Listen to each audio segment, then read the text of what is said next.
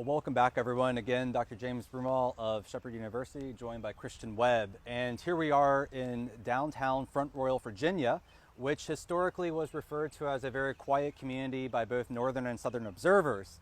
It did host a well-appointed field hospital, and it is, to give us some sort of sense of where we are geographically, nestled between the Blue Ridge Mountains. And Tim, if you can scroll past the Wendy's to the mountains.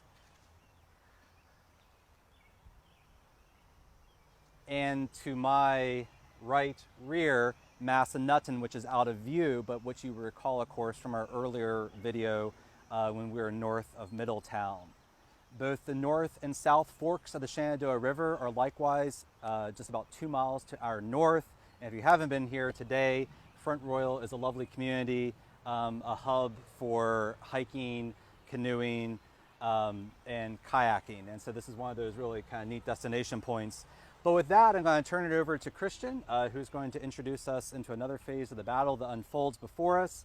And we're going to muddle through this because, like many Civil War battlefields, is an area that has fought for preservation and has maintained certain portions, but by and large, because it took place in a community, it's been developed around us. So we're sort of enclosed with a lot of modern buildings and some strip malls. But nonetheless, with that, Christian. All right, guys, so we are currently at Richardsons Hill, also known as Rose Hill, due to the location of the home of William Richardson, who was a member of the 17th Virginia, who was also killed at the Battle of Williamsburg just a few weeks before this battle. This is where the 1st Maryland of both sides, Union and Confederate, fully engaged one another. It is the only time in American history that both sides of Union and Confederate, of both numerical regiment and state, fought against each other. It's also known as brother against brother. This is where they fully engaged one another, going up towards the two forks of the river. The Confederate side was reinforced by the Wheat's Battalion, also known as Wheat's Tigers, which makes what makes this portion of the battle significant is that the two sides of the Confederate party, they were full of some pretty colorful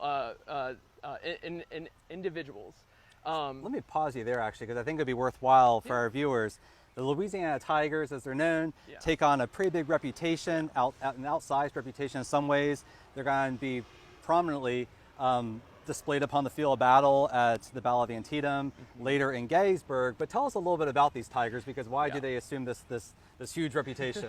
So many accounts have them noted as being misfits and drunkards. One particular account, I don't remember who wrote it, but one particular account even notes that while they charged the 1st Maryland Union infantry at this battle, that they in fact dropped their muskets and charged the Union foes with bowie knives, something that I've never read or even heard of before.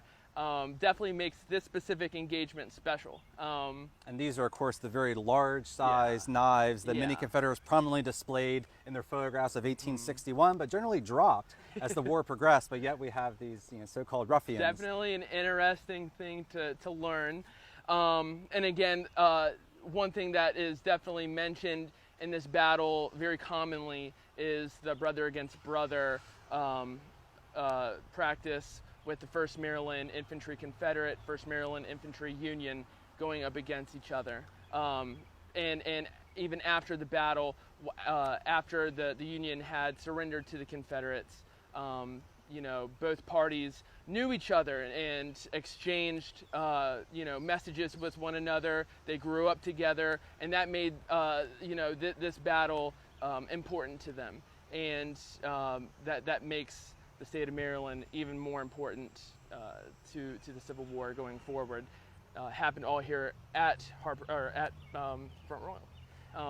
And again, I'm going to pause you. I think it's useful at this point to note that the question of secession, the question of allegiance is very much divided throughout the Upper South, but nowhere is it crystallized better than in the state of Maryland, which of course is one of those border states.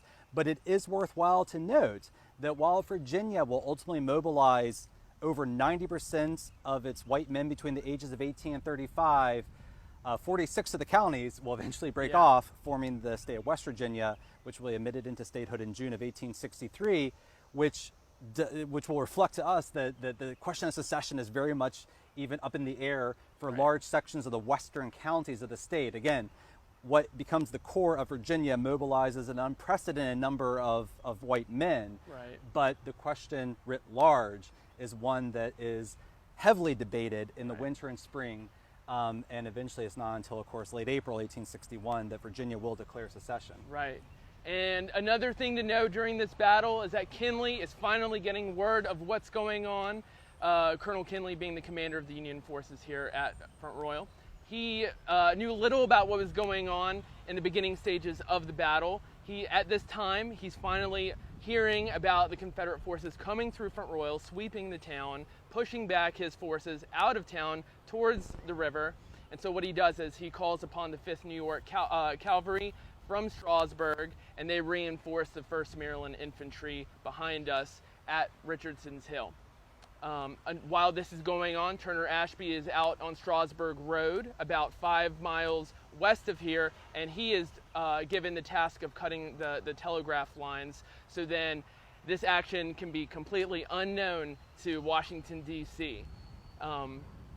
And while he's doing this, he's also taking head-on the 3rd Wisconsin Infantry and 2 companies of the 29th Pennsylvania Infantry. Another thing to note, because Turner Ashby is incredibly adventurous, he's a little bit of a musketeer, he goes and charges head-on into these 2 regiments, loses 2 of his favorite captains, Captain George Sheets, and another one whose name escapes me. But nonetheless, Live TV, it's okay. Live TV. Nonetheless, they come as huge losses to the Laurel Brigade, and so those are big losses to him. Going forward, the Union forces retreat past Richardsons Hill to the 2 forks of the Shenandoah River.